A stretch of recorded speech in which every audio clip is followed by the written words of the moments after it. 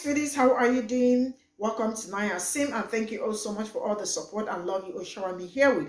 So today we'll be talking something very important, and it's about a video a black woman made saying that black people are not supporting, black people are not encouraging, black people are not helping her grow her businesses and all that. That what like she said, white people are the ones that are that got maybe that supports more and all that. So she is looking for a way to get white following and all that, and a lot of people really found that very offensive, that and then the video she also made, black people are the ones also engaging on it. I mean, it is just so easy for people to come out and use black people to trend. It's just like what Dante did the other time, saying that black people bullied him when he was in school and said so many. Now this is another woman saying that black people did this, black people did that. See, whatever you are selling, I don't know how you want your following or how you want people to follow you and all that, but please go out and look for people that will support you. Stop dragging black people into everything, like everything you all do, because as long as I know, I mean, even pop color people are saying it, that black people are natural influencer. When they reach your business or your business reaches them, trust me, they are naturally going to influence it. But saying that black people are not supportive is just something I really do not understand. I also want to read from you about it. Let's get into this video. I'm going to say something controversial, and I don't care because I've been thinking about it a lot. It is better to have a following over a black following. Before I go any further, this does not mean that I do not appreciate the people that support me and love me, okay? That's not what this means. But it is very obvious that black people do not really support black creators. And we wonder why we don't get these huge creators the way that we get these huge creators. And then we complain about it. But we're not supporting each other. And the black creators that do have millions of followers, have a huge fan base, usually have a mixed following. For example, Jackie Aina. Believe it or not, Jackie Aina has a large community following. Monet, a large following. Fanita, a large following. Quinlan Blackwell. I don't know if you guys remember this, but a couple of years ago, she was roasted by the black community because she was so involved in the community. But what's funny is it's the people and the community that are getting them millions and millions of followers that are boosting their careers. Of course, there are nuances here. It's not black and white, no pun intended, but that's really the gist of things. We don't support as much as people support. I'm going to say something controversial, and I don't care because I've been thinking about it a lot. It is better to have a following over a black following. Before I go any further, this does not mean that I do not appreciate the people that support me and love me, okay? That's not what this means. But it is very obvious that black people do not really support black creators. And we wonder why we don't get these huge creators the way that we get these huge creators. So first thing, there's so much to unpack from that video. The first thing I want to acknowledge, though, is I do have a white tea partner as well as having white tea friends. And I always like to acknowledge that bias in having these conversations, because I think it's first important that my black audience that is interacting with my content wants to interact with me, even knowing this information. Because I know how very uncomfortable it can be to be a black person surrounded by white tea-ness, or surrounded by somebody who interjects their white tea supremacy onto them because of biases that they hold. And that's why that is something that is so important to me, for me to talk about first. What I really want to unpack here is the last bit of what she said in this video. First of all, capitalism is centered around white-ness. The ways in which who is picked and who is elevated is surrounded by white-ness. Capitalism, when it is exemplified and when it is holding its in its highest position, is always going to be white-tea women and white-tea men who are upholding it, particularly white-tea women, because of the fact that they're the ones that are usually selling products or different things, trying to influence people. So one, that's a little bit embarrassing. But two, I need for black people who feel this way to go seek fucking therapy, because this is fucking weird. I'm sorry, you're not going to tell me that your platform is where it is without black people having supported you, on top of the fact that you are on a app. When you think about the percentage of black and white tea people in this world, in this country, for example, who are actively the ones that are going to be the majority of your viewer base, usually people within the US, black people make up like 15% of the population. So the overwhelming majority of your followers likely will not be black people, just given overall statistics of the United States. So the ways in which YT physical power and like monetary power has the ability to elevate you is always going to be different, because of not only capitalism, but just because of the breakdown of YT people in this country. Next, I just think it is very weird to have this point of view of black people. Once again, black people are not a monolith. So not everybody is going to like the content that you create and put out. And particularly saying shit like this is not going to make people want to interact or like you that are black people. That shit is fucking weird, dude. Like, I cannot imagine living in a world where we have seen the type of violence that can be enacted by white tea people, even white tea people you call friends and loved ones, and still get on and say this. All the stories we've seen, particularly, I will never forget this, but of that black woman who went and hung out with her friends, and like they had like a sleepover or whatever, and she ended up unalived, and all of her white tea friends were like, whoa, what happened? Like, I don't understand people wanting to pander to white tea-ness in this way. When you find white tea people who are actually decent, good human beings, who recognize the plights of slavery, who recognize the privileges in which they hold, who recognize what it means to try to protect and be an ally to black people and other people of the global majority, those are the types of people that you hold on to and keep tight.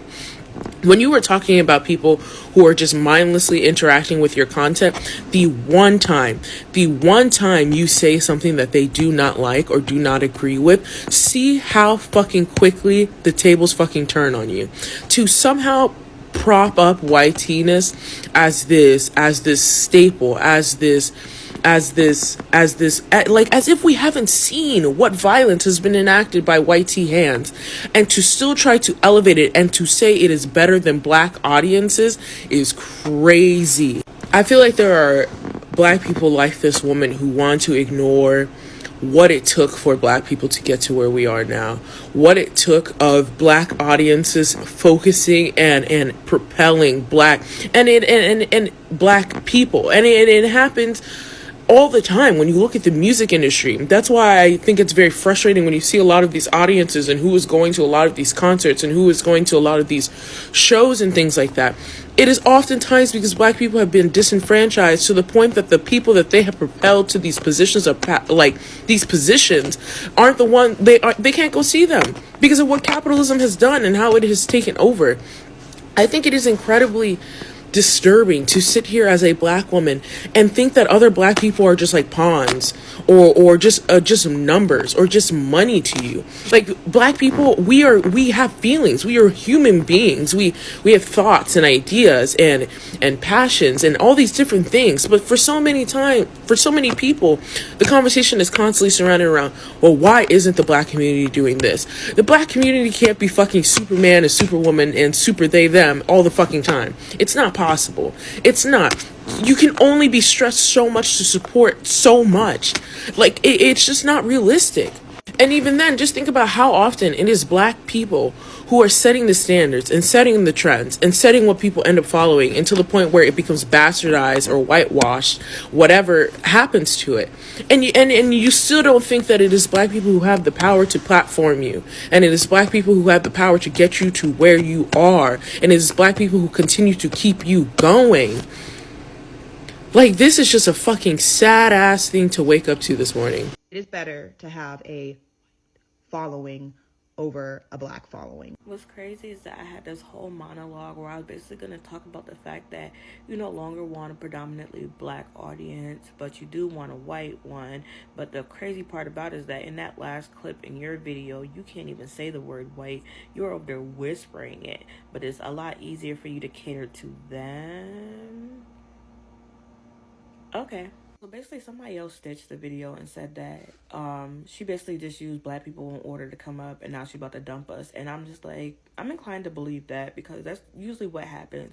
They take something, either they'll do one or two things. They'll take something personal to us, in this case, black hairstylists and the frustration trying to get your hair done, and then gain her audience that way, build up the numbers, and then leave us and go to the white people to go make the money. It's either that or outrage marketing, where they'll just do or say something crazy, try to get us to be. Remember Shorty from this summer, the white girl who sat there and said her manager told her to make black people mad in order to get engagement on her page. And that makes sense, because then after that, you get the people who don't like us and to spite us will engage with her.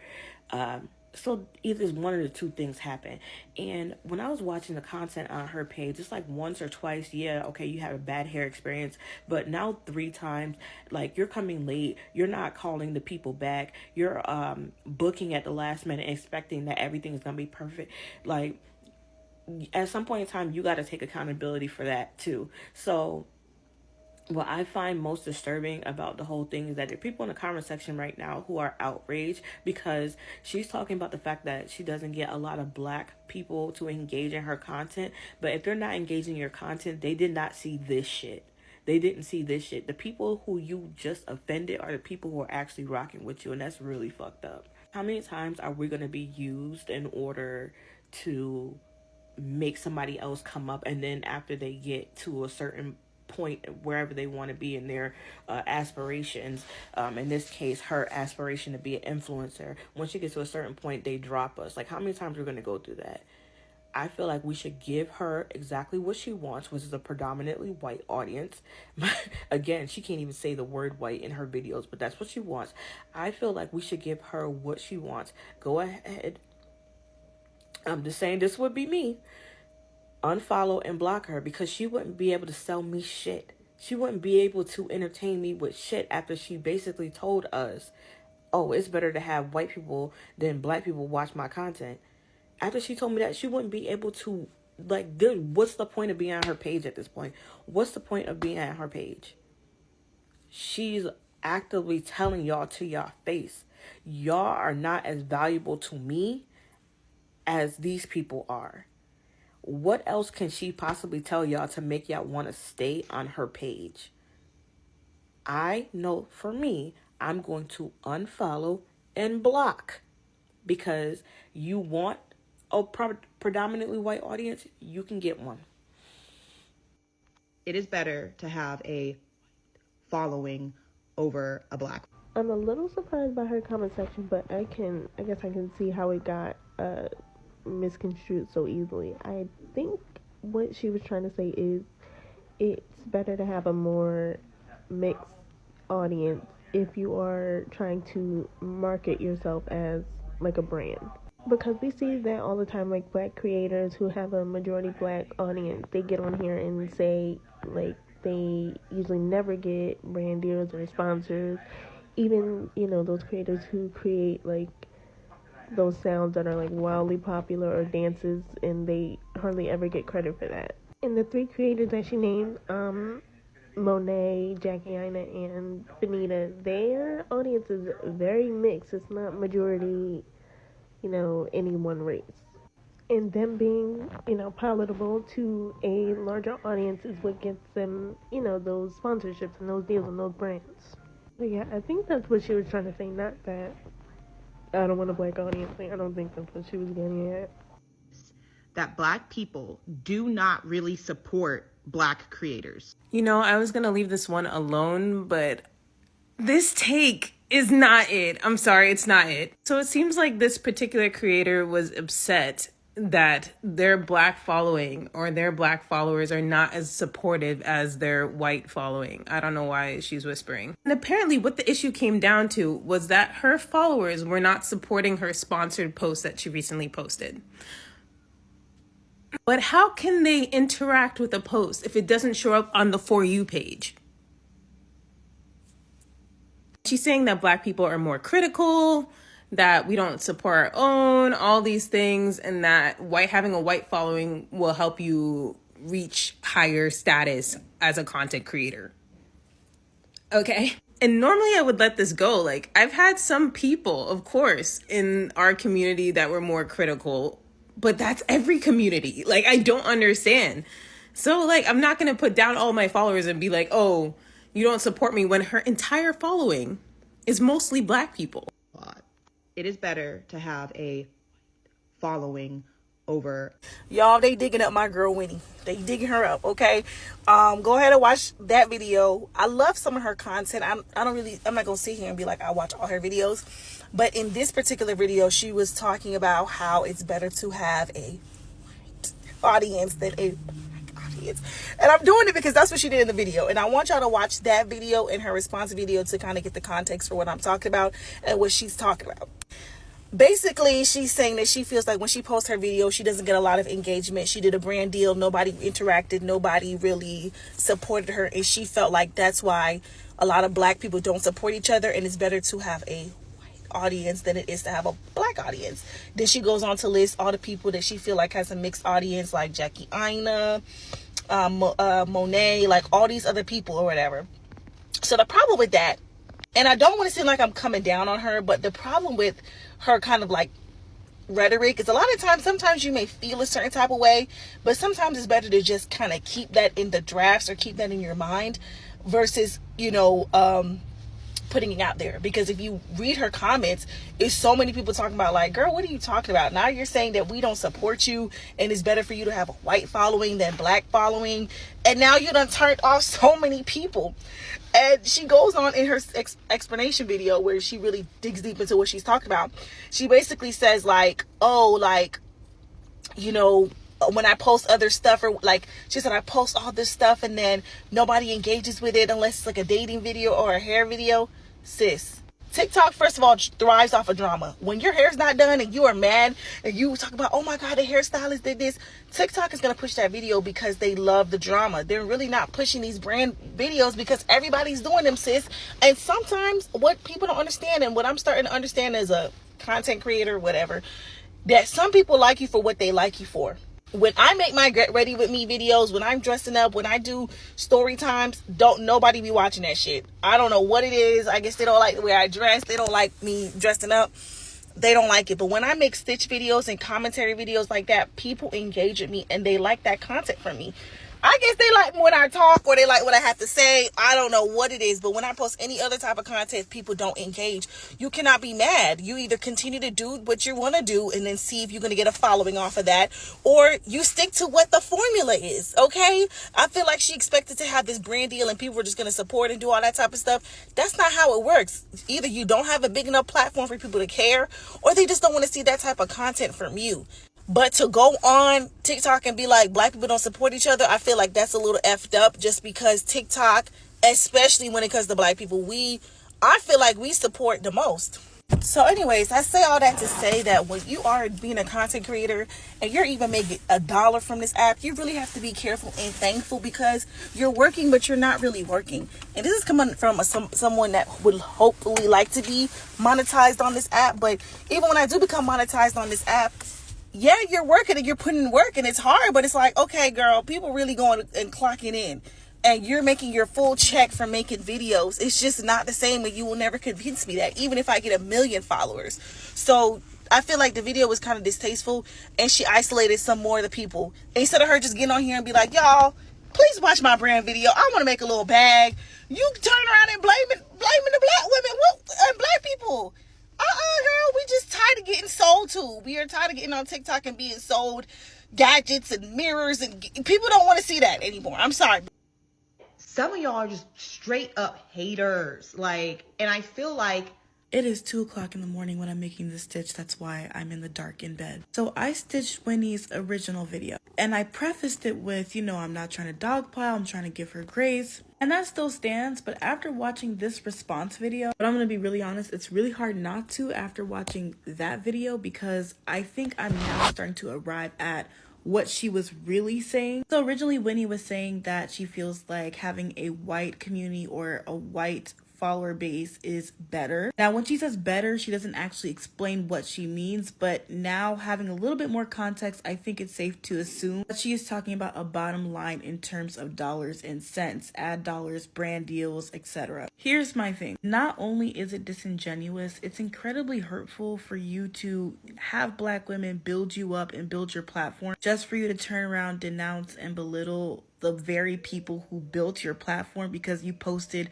some type of brand deal that didn't do the numbers you thought it should. And my understanding is that it's been up for less than 24 hours before you came up with this conclusion that having a white audience is better than a Black audience. Again, I have not been on TikTok for as long as she has. I have not been an influencer for as long as Winnie has. But I have been using social media for a very long time, and I understand that sometimes the algorithm doesn't show me my favorite creators' content, especially when it's monetized or if it's something that has to do with a brand. I think a better question here would be, why are you using your proximity to whiteness as a tool to measure success? And number two, why is it so easy for you to make such a huge umbrella statement such as Black women do not support me, or Black women are haters, or it's better to have a white audience at the slightest inconvenience?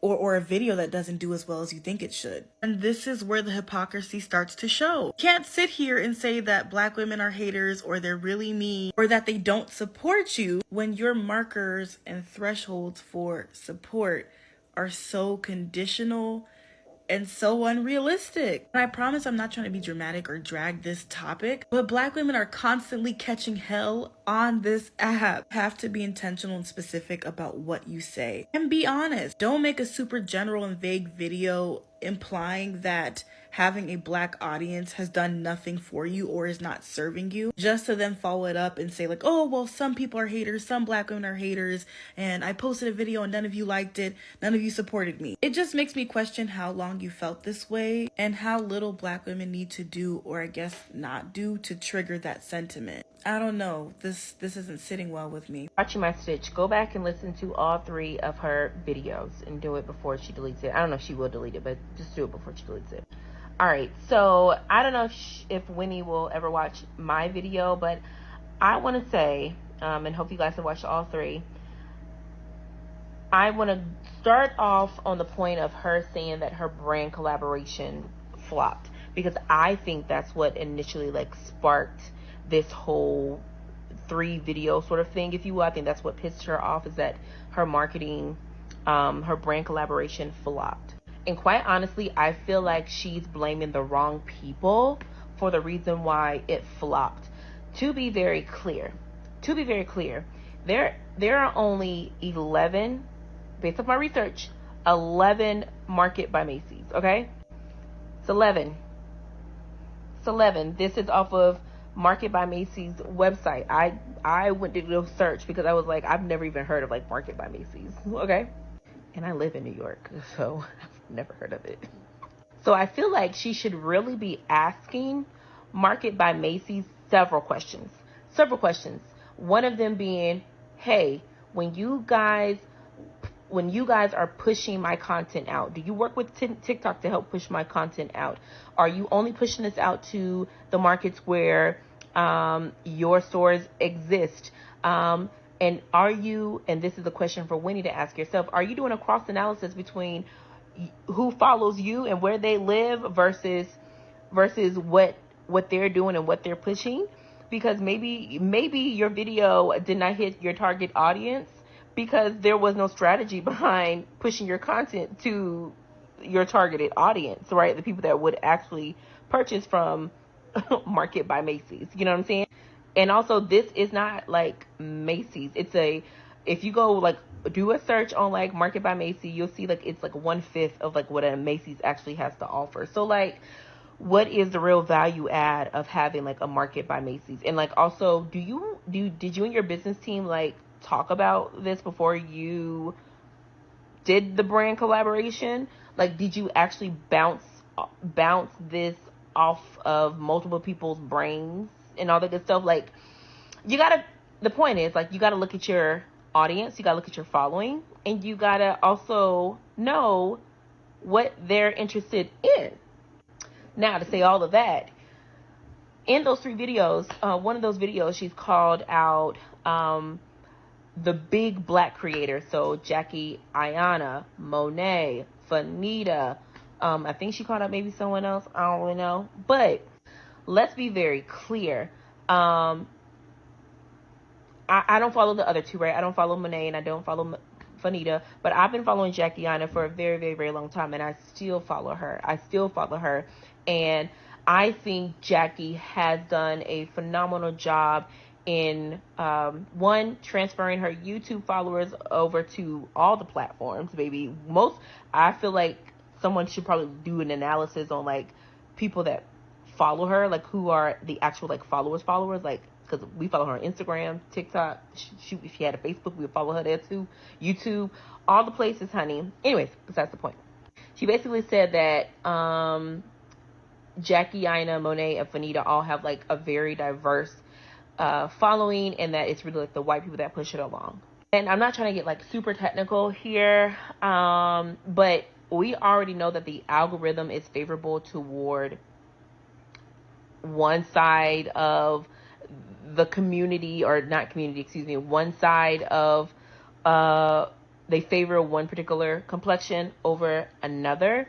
So you absolutely need to take that into consideration, right? They are always going to put black people into a bucket, and right? And if we try to get out of that bucket, if we try to get out of that sort of space, it's kind of like we get a slap on the wrist. But also we need to talk about, Jackie has been doing this for like a long time. I feel like almost a decade, if not over a decade.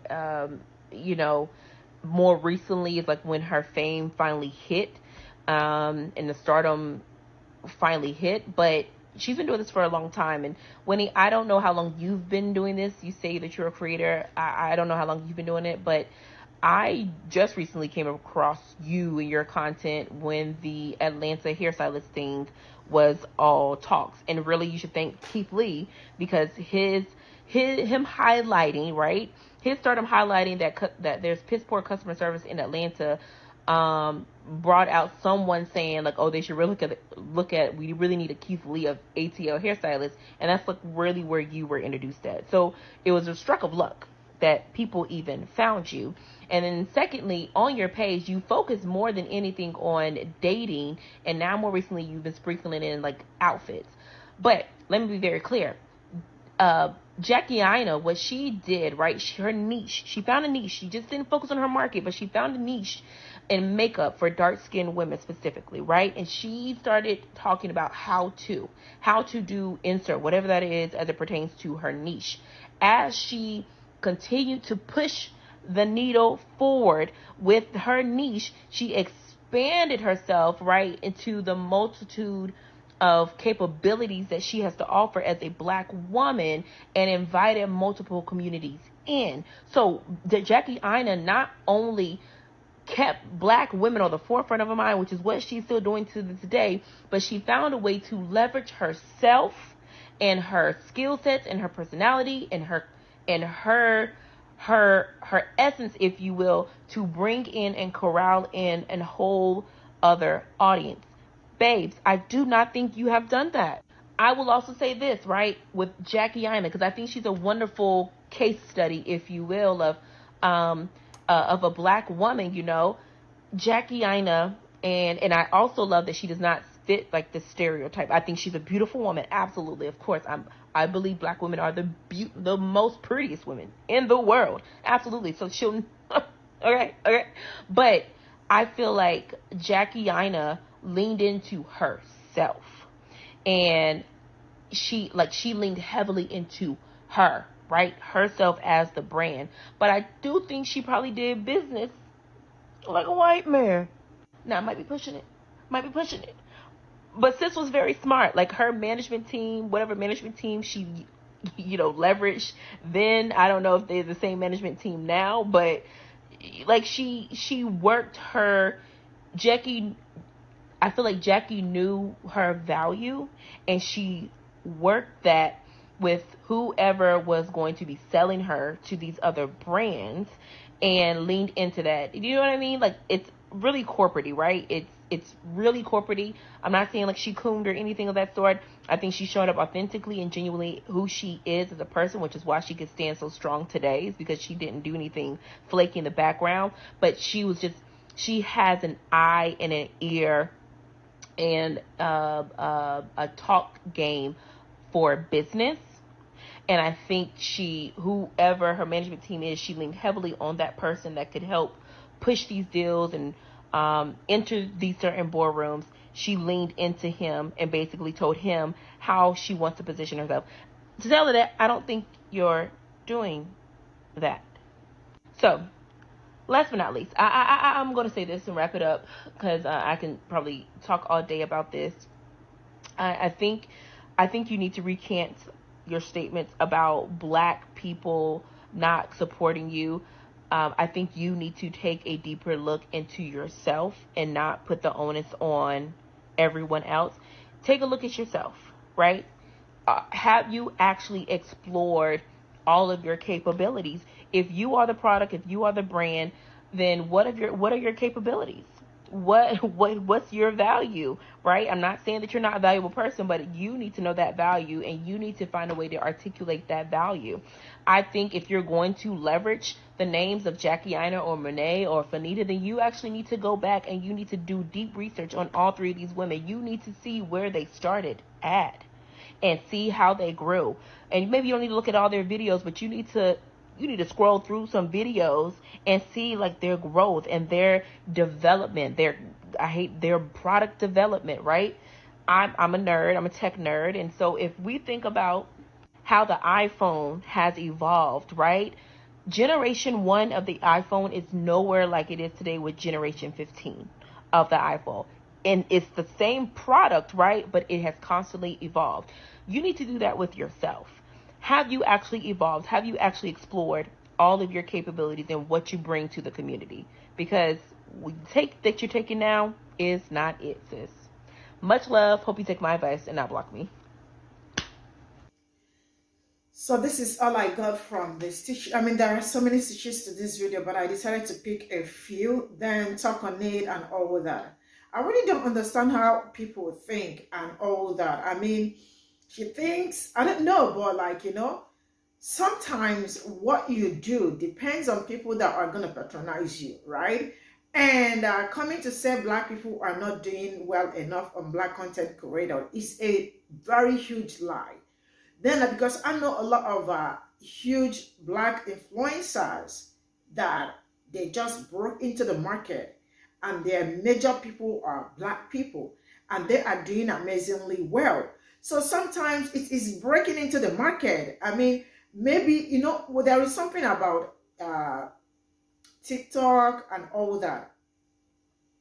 This lady has only 128 followers on TikTok, right? And she's already saying, and most of her videos are getting like 36, 35 and all that views and the rest.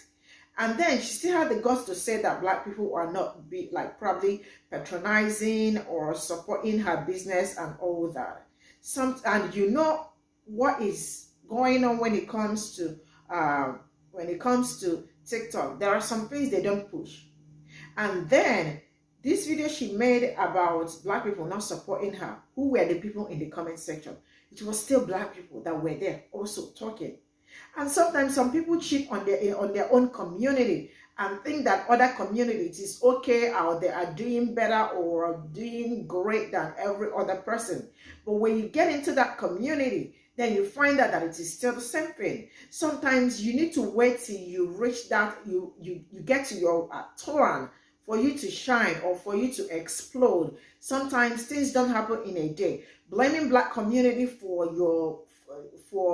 you not having a lot of people or not having people to support you on this thing is not even I don't think even Black people have anything to do with this. And stop calling Black people into, you all wake up sometimes to call on Black people and all that. When you yourself, who are you patronizing or who are the people you are also supporting? Some of them don't even support people, but they wait and expect people to support them. If you think white followers are the ones that will make your business or whatever you are doing great, go for them. Sometimes what you do determines the people that will follow you and all that. So stop calling black people, because I know black people love to, when black people sees your business and this is what they want, trust me, they are influencers. They are natural influencers. They don't need people to, they will set you up and let you grow the way you are supposed to grow. Kit Lee, how many is Kit Lee? Kit Lee has so many black followings. And also, so it is you that will create that platform that you want. You create what you want, not waiting for people to create it for you. And stop dragging black people into everything. that doesn't really make any sense. And still, black people are the ones teaching your video and talking to you and also giving you advice on how to do it, or telling you that, what you did was out of, context, or was out of order or something. See you all in my next video. Bye for now.